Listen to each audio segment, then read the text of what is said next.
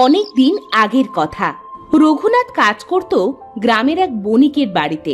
বণিক ছিল ভীষণ কিপটে। মাত্র 2 টাকা বেতন আর একবেলা আধপেটা খেতে দিত রঘুনাথকে। কিন্তু রঘুনাথ তার ভাগ্যকে মেনে নিয়ে মন দিয়ে কাজ করত।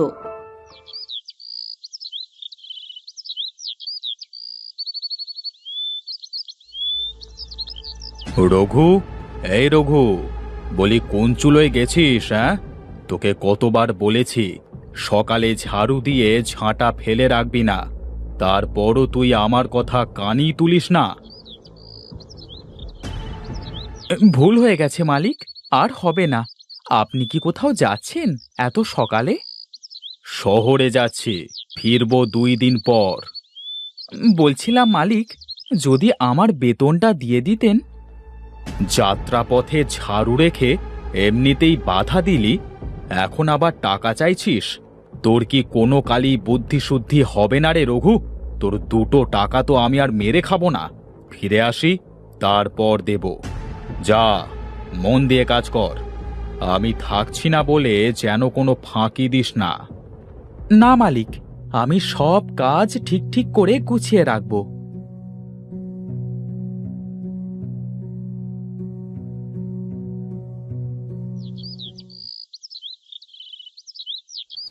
সারাদিন কাজ করে অল্প কিছু খাবার নিয়ে রঘুনাথ ঘরে ফিরল। রঘুনাথের বউ কমলা দাওয়ায় বসেছিল। রঘুনাথ আসতেই পাশে থাকা পানির পাত্রটা রঘুনাথের দিকে এগিয়ে দিল। নাও গো, যাও মুখ হাত ধুয়ে এসো, আমি খাবার বাড়ছি।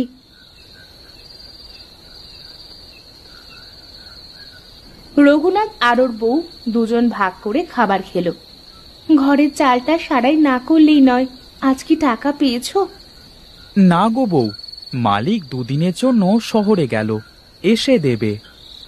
এমন করে দিন চলে না, আর কত? কি করব বলো, আমি তো অন্য কাজ জানি না। আমার বাবা ছিল বণিক বাড়ির চাকর, আমিও তাই হয়েছি। আচ্ছা, আমাদের বাড়ির সামনে তো 20 খানিকটা ফাঁকা জায়গা পড়ে আছে। আমরা ওখানে ধান চাষ করলে কেমন হয়? খাবারের মতো চাল রেখে বাকিটা বিক্রি করা যাবে, আবার খড় দিয়ে চালটাও মজবুত করে ছাওয়া যাবে। তোমার মাথায় তো অনেক বুদ্ধি, কিন্তু আমি তো চাষবাসের কাজ জানি না বউ। কেউ কখনো সব কাজ শিখে দুনিয়ায় আসে না গো। তুমি কেন পারবে না শুনি? চেষ্টা করতে তো দোষ নেই। তাছাড়া আমি চাষির মেয়ে, আমি তোমাকে সাহায্য করতে পারবো। দুজন মিলে কাজ করলে দেখবে কঠিন কাজও সহজ হবে। তুমি কালই আমাকে জমিটা চাষ করে দাও। তা না হয় দিলাম, কিন্তু সেচ, সার, বীজ এসব কোথায় পাবো? এ মাসে আমরা তোমার নিয়ে আসা খাবারই খাবো, একবেলা আধপেটা। তারপর তো সব ঠিক হয়ে যাবে। আমরা কি বেশি আশা করছি না বউ? আশায় বাঁচে চাষা।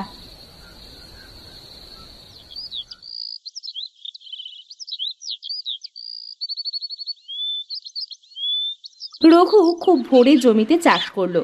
তারপর গেল বণিকের বাড়িতে, আর কমলা মন দিয়ে জমি তৈরি করলো।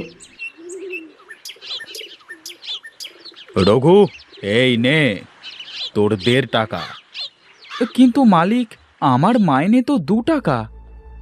আমি যে 2 দিন ছিলাম না, তখন তো তোর কাজ কম ছিল, আর কয়েকদিন তুই দেরি করে কাজে এসেছিস, আর জ্বরের জন্য একদিন তো এলিই না। আমার কাছে সব হিসেব আছে, বুঝলি? আজ্ঞে মালিক। রঘুনাথ টাকা কম পেয়ে মন খারাপ করে বাড়ি ফিরল।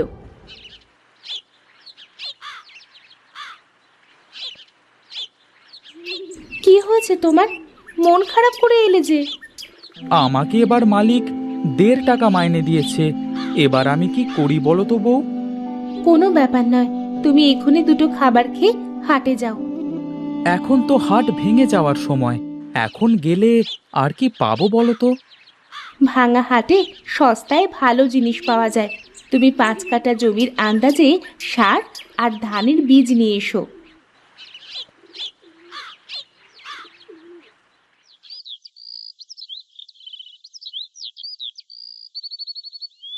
রঘুনাথ হাটে গেল। সে 8 পয়সার বীজ আর 10 পয়সার সার কিনল।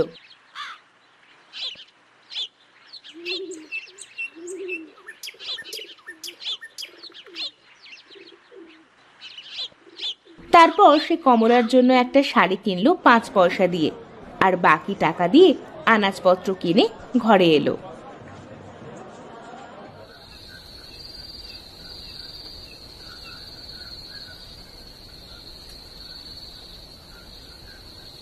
দেখেছো, আমি বলেছিলাম না, আফসোস করো না, কাল ভোরে উঠেই জমিতে ধানের চারাগুলো পুঁতে দিতে হবে। বউ, মাছটা একটু কষিয়ে রাঁধো, আজ মজা করে পেট পুড়ে ভাত খাবো। আর এই শাড়িটা তোমার জন্য এনেছি, তোমার শাড়িটা তো ছিঁড়ে গেছে। আমি তো ঘরেই থাকি, তুমি তোমার জন্য একটা জামা কিনতে পারতে।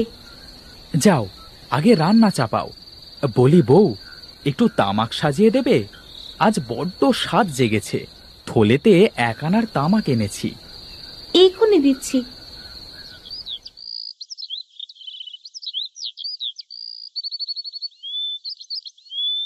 রঘুনাথ আর কমলা সব ধানের বীজ লাগিয়ে দিল।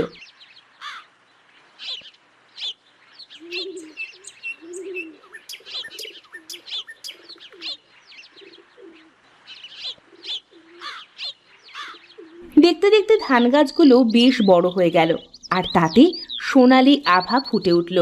দূর থেকে দেখলে মনে হয় সোনালি মাঠ বাতাসে দুলছে, যেন সোনা ফলিয়েছে ওরা। ধানগুলো কাটতে হবে, কিন্তু মালিক তো আমাকে ছুটিই দেবে না। কোনো ব্যাপার নয়, ধান কেটে আমি মাড়াই করে দেব, তুমি শুধু একদিন গিয়ে ধানগুলো বেচে এসো। আমাদের পরিশ্রমের ফল আমাদের সামনে, কি ভালো ধান ফলেছে, দেখে চোখ জুড়িয়ে যায়। ওদিকে বণিকের এবার ব্যবসায় বেশ লোকসান হলো। সে ভীষণ রেগেছিল। পথ দিয়ে হাঁটতে হাঁটতে বণিক রঘুনাথের ক্ষেতটা দেখতে পেল। আরে বাপরে, আমার খেয়ে আমার পড়ে আমার সাথে টক্কর দেওয়া হচ্ছে। না না না, এই সোনালী ক্ষেত থাকবে, আর না রঘুকে আমি আমার কাজে রাখবো। বেটা না খেয়ে মরুক, তবেই আমার জ্বালা চড়াবে।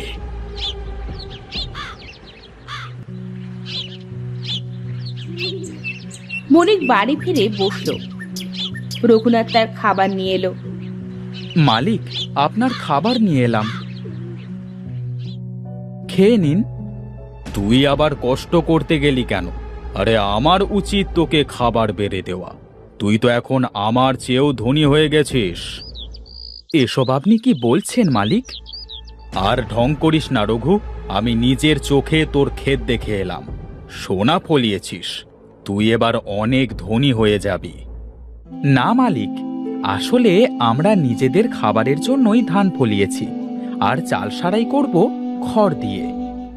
আমার থেকে হুকুম নিয়েছিলি? আমার বাবার পড়ে থাকা জমি চাষ করেছি, এতে কি অনুমতি নিতে হবে? আলবাত অনুমতি নিতে হবে। তোর সাহস দেখে আমি অবাক হচ্ছি, তুই এখনই আমার মুখে মুখে তর্ক করছিস। না মালিক, আমার ভুল হয়ে গেছে। ভুল আমার? এতদিন দুধ কলা দিয়ে তোর মতো সাপ পুষেছি, যা, তোকে আর আমার দরকার নেই, যা যা, বিদায় হয় এখান থেকে। তোকে আর কোনো দিন আমার বাড়ির সীমানায় দেখলে চাপকে পিঠের ছাল তুলে নেব।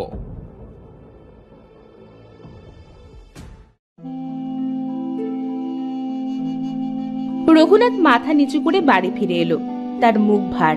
ওদিকে কমলা ধান কেটে রেখেছে। রঘুনাথকে দেখে সে ছুটে এলো। দেখেছো, সব ধান কাটা হয়ে গেছে, 2-3 দিনের মধ্যে সব ধান মাড়াই করে দেব। কি গো, কথা কেন বলছো না?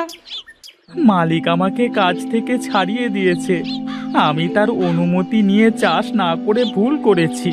জানো কমলা, আমি ও বাড়িতে যেতাম, শত অপমান শত আঘাত সহ্য করেও ওখানে যেতাম, কারণ ওখানে আমার বাবা কাজ করত। আমি যখন কাজ করি আমার মনে হয় আমার বাবা আমাকে দেখছে, কিন্তু সেই পথ বন্ধ হয়ে গেল। অমন করে কেঁদো না গো, দেখো যা হয় সব ভালোর জন্য। এসো, আলু পোস্ত আর বাটি চচ্চড়ি দিয়ে একটু ভাত খেয়ে নাও। আরে এসো না।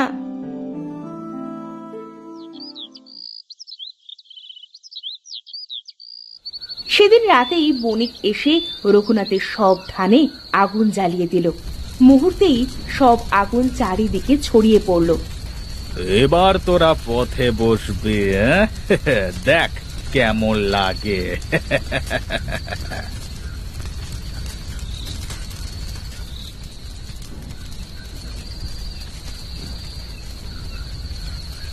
ওরা বাইরে এসে দেখতে পেল ওদের পরিশ্রম দিয়ে ফলানো ধানগুলো আগুনে জ্বলছে। কমলার যেন কথা বলার শক্তি হারিয়ে গেল। রঘু দ্রুত পানি দিয়ে আগুন নেভালো। কমলা ঠায় বসে রইল ছাইয়ের সামনে। হায় হায় রে, কে আমাদের এত বড় সর্বনাশ করলো! এবার যে আমরা না খেতে পেয়ে মরে যাব। কমলা, এই বউ, তুমি না বলো যে যা হয় সব ভালোর জন্য হয়? এবার এবার কি হলো? ওরা দুজন ওখানেই বসে রইল।